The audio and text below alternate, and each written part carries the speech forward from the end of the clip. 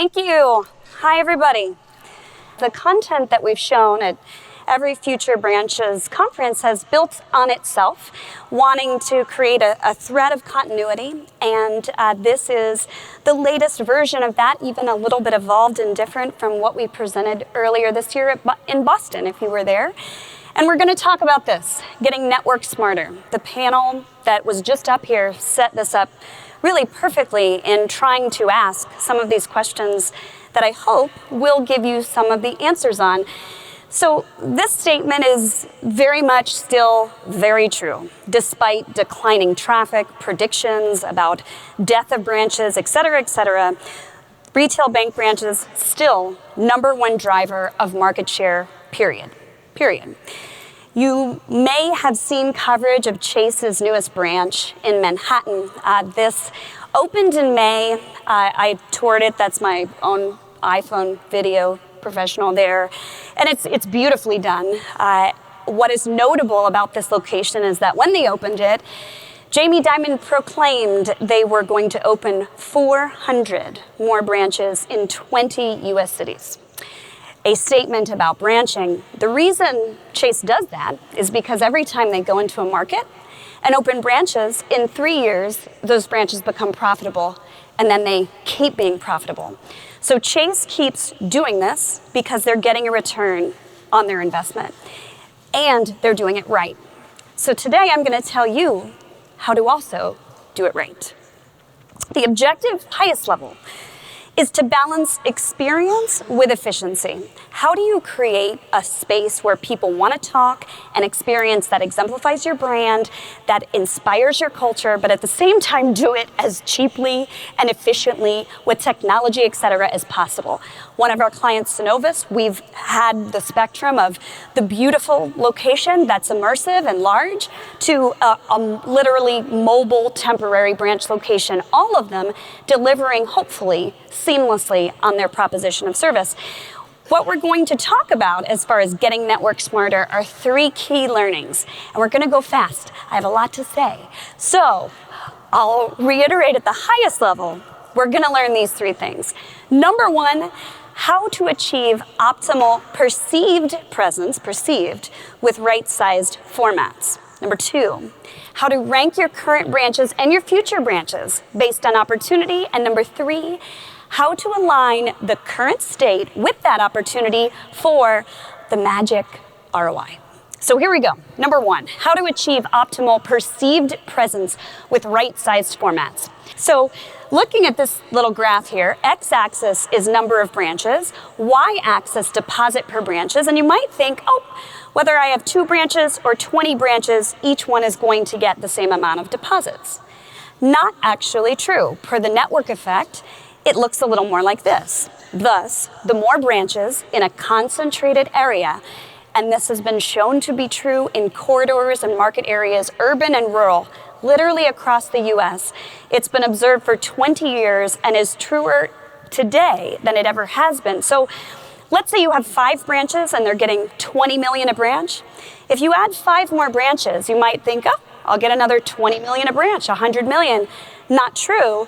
You could actually get 35 million a branch and get more than twice the share from 10 branches that you did from 5. Looking at it a different way.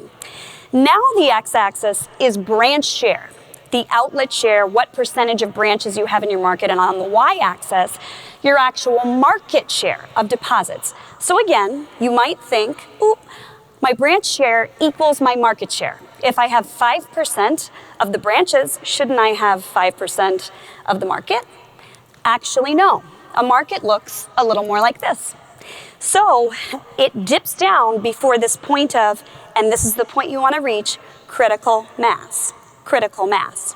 Critical mass is usually between 8 and 10% of the branch outlet share in a market, although it changes by market. So here we're showing an efficiency boundary around 9%. And again, to recap the way this works, if you have 5% of the branch outlet share in a market, you might actually only be getting 3% of the market share. Whereas if you cross the efficiency boundary and you have 10% of the branch outlet share, you might get 12% of the market. And this is the way it works. And eventually, if you have like 50%, there will be a downturn, but that's really not the problem for most of you. You're trying to get to this efficiency boundary. So remember that efficiency boundary to take advantage of the network effect. Now, here's the beauty. Formats. Number of locations does not mean all of those locations are big and beautiful and perfect. They're right-sized like this. In formats, you could achieve the same amount of perceived presence with an ATM vestibule, maybe, if that's all you need. They have to be arranged in a hub and spoke format, and they might look a little bit like this. One of our clients, Eastern Bank, had us create these formats for them. They're full service, looks like a more typical branch. They're inline. We're in higher profile urban locations. We deployed cashless branches. That's about 500 square feet that were dropped into literally like parking lots. And then ITMs in markets that they were going to exit, they would leave behind an ITM. So at least the market was low opportunity, but they would have something there. The beauty of these formats is saving money. So when you look at capital expenditures, operational expenditures, and of course mostly FTE personnel, you see numbers that look like this. So a 3,500 square foot branch might have a cap cost of $3 million, an NIE of $850 with 10 FTEs, but a cashless branch at 500 square feet has 300,000 of NIE and 2.7 FTEs. So in the case of Eastern, they were able to take these different actions and save quite a bit of money. Now, here are the actions you can take. Number one, you can refresh or reconfigure, meaning you can make the space you have better. Maybe you can skinny it down, lob off some of it, make it non-customer facing, but it's mostly about refreshing what you have. Number two, line of business reorientation. We're seeing a lot more of this where you actually reorient the space to either support a specific line of business like commercial or wealth, or you reorient the space to support more lines of business. You're bringing in commercial or wealth. Number three is relocation. The truth of the matter is when you're downsizing formats, you probably have to relocate. It is very difficult to downsize an existing square footage and do it well. So relocation, and then finally consolidation. Most importantly, you have to identify a receiver branch. So for Eastern, through these actions, they were able to, with just these first three, achieve between 12 and 16 million in NIE annual savings. And then with consolidation, actually go up to 23 million. They ended up not closing any branches, so they kept the same 97 and just relocated some, but net same amount of branches and saved between 12 and 16 million. So the takeaways of learning number one, the network effect. The more concentrated branches you have, the more market share per branch you will get. That is like a fact. Number two is to remember to use multiple formats. Not all of those branches need to be the same, and use them in a hub and spoke fashion. Learning number two, how to rank your branches based on opportunity, both current and future branches. So most of you are aware, probably too much so, of your current branch's performance. You know everything about what it's doing, but are you aware of the opportunity that is in and around where the branch sits? What is the available market opportunity, AKA a fair share that you could get in and around that branch? So here's what we do. We look at the market where your current branches are, and we draw little jigsaw pieces around them called sub-markets. Each of these sub-markets is like the branch's own little universe around the branch. And the radius of it is directly proportionate to the population density. For future branches, we do something similar, except instead of a branch location, it could be a potential location, but it could also just be an address. And the actual branch location could be within a half-mile radius of that address. And the same thing, boundaries are drawn like a jigsaw puzzle. No area is double counted, where we're looking at your current area, your future area, and then in these submarkets, we begin to profile them for market opportunity and quantify that market opportunity. So what fair share should you be capturing where you currently are? What fair share could you be capturing where you want to go? And we look at consumer demographics, business demographics, economic indicators like growth, competitive density, household growth, etc. And all of that for your current branches turns into a gap analysis like this.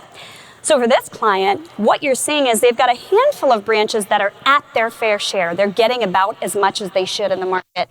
A few are exceeding, but the majority of their branches are trailing. And you can see the gap there where it's indicated in pink that they are trailing market share. And just in consumer deposits, that was an aggregate of 1.7 billion in a fair share gap. That is how much they are essentially missing in the market. Now, for both the current and future branches, all of that information rolls up into rankings. These rankings are a function of the gap analysis, but also the overall market opportunity. Because you could be exceeding or at your fair share in a high opportunity market, you still want to invest in that from a defensive position and an opportunistic position. So it's a function of both. You end up with classifications like in A, maybe it's underperforming in a high opportunity market. B, it's kind of adequate in an adequate market. C, it's kind of a crappy market. And D, maybe these are consolidations, and we know how hard that is. Now, something else to think about for future branches only. Remember the network effect and the idea of looking at things in total by the network. So let's take the state of North Carolina. Anyone from North Carolina? No? Yeah? Good. Okay, they're not very excited about it, but they're from North Carolina. So let's take Charlotte. Charlotte, a good city in North Carolina. There's a few things going on there. Jamie Dimon is actually about to descend upon it and attack Bank of America. So we look at Charlotte, and we look at both the business and retail opportunities in Charlotte. Business in blue, retail in green.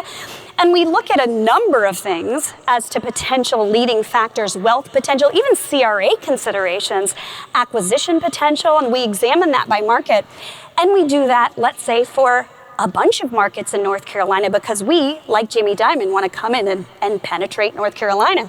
So now we're comparing Charlotte versus Raleigh versus Winston-Salem. Well, Charlotte's the biggest, so it has the most amount of submarkets, followed by Raleigh, followed by Winston. Then there's an amount of qualifying submarkets. So for business, over 200 million, and for consumer, let's say it's over 30 million, and these are specific to your organization. So you can see they kind of proportionately bigger in Charlotte, less so in Raleigh, less so in Winston. But the last piece highlighted in blue is an important one.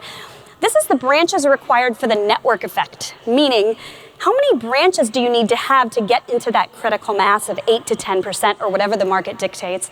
So by that measure, Charlotte actually falls lower on a ratio perspective than Raleigh because of the amount of branches needed because it's so competitively dense. So in this case, Raleigh actually looks, just by these numbers, as the most advantageous market. Now, something else to remember. Although the network effect is wonderful and you should take advantage of it in the form of market build out, and let's say we say, whoop, let's go to Raleigh and then let's go to Charlotte, we have tons of money and that's great. But incremental branches are also important. The network effect does not mean to ignore your other markets. Branches are an important statement. They're important for staff, retention, and by the way, if you're not in a market, you won't get any business there. So you could have both incremental and market build out strategies happening simultaneously. So now, we have rankings by branches, current and future. We have rankings by market, only looking at future. That then turns into what we call tiers of investment. And this is where we start to get into the ROI, or how we begin to plan for the ROI. So we typically see what we call these 3 tiers of refresh, transition, and transform from low to high in cost. Now, a sample network allocation could look like this: 5% closures, 45% refresh, 35 transition, 15 transform, and transitions and transforms are just our A branches. Now, if you are rebranding or going through a merger and acquisition, the allocation might look a little more like this, where the majority of your branches are going to be refreshes because you don't have time or budget to transform everything. But then maybe a few of them are still in transition and transform. So this is what the network allocation looks like when you start to assign the opportunity tiers. And then you start to look at what they are. These are examples of a refresh tier. This is Pedestal Bank that literally, this is just there's some weird Aztec pattern on the teller back wall among another number of things, including a guy in suspenders that we removed. And then what you see is a beautifully redesigned space. Interior and exterior, $100,000, done. It's not gutting, renovating, pulling permits, moving walls. Then you go to a transition tier. This is for what was Citizens National Bank of Texas, now Vera Bank, another wonderful client of ours. And in this case, we gutted, renovated, opened up to teller pods, gave access to the drive-through. This was more expensive. This is in a transition class. And they're transitioning literally to a universal staffing model. And then finally, in a transformation, this is Origin Bank, another wonderful and beloved client. In this case, they spent a lot of money on this branch because this was their new North Star. We designed this after launching their brand as the new embodiment of what Origin brand meant. And so that warrants more spend, but not all branches are to be treated equally. So takeaways from learning number 2. The fair share gap represents that available market opportunity by branch in the market, and you rank them, classifications, just as we showed, A, B, C, D, etc. Going to magical number 3, how to align current state with opportunity for maximum ROI. One of the things you have to do to evaluate your current state, if you haven't, is just survey branches, survey them. So our surveys kind of look like you saw on that slide that I'll go back to there. So in this survey process, you actually analyze what it looks like. So we're rating, we're scoring, and we're giving essentially grades that will show how they factor in later to an ROI analysis. We call it a branch health index. So now what you see here are our tiers of renovation, our tiers of enhancement, and above it are the different scores from opportunity. Now let's say we had something kind of low in the A range, fell into the transition category. Maybe it had a branch health index score of 3, so it's kind of normal. And that means an average square foot cost of $175, equaling an estimated renovation cost of $612,500 based on 3,500 square feet. So based on our opportunity, the tier, and the current score, that's what that branch will cost, $612,500. So then, what do we do with that? Well, go back to the gap. So here, around this branch, that pink area is a fair share that the branch is not yet capturing. So we actually can create a branch investment range by targeting a threshold spend to achieve a maximum ROI. So now, if you're a banker, you might get very excited because this is getting very banky. But if you are not a banker, you will likely glaze over. So our fair share gap, let's say it was 25 million. There's 25 million available in the market. And let's say conservatively, we say, let's get 10% of that. We think we can get just 10% in and around that branch of the available fair share. So that's 2.5 million. Let's say the bank's gross margin, doing pretty well at 4%. And let's say our target ROI, the return on the investment, is 10%. So now, we have 2 ways of looking at this.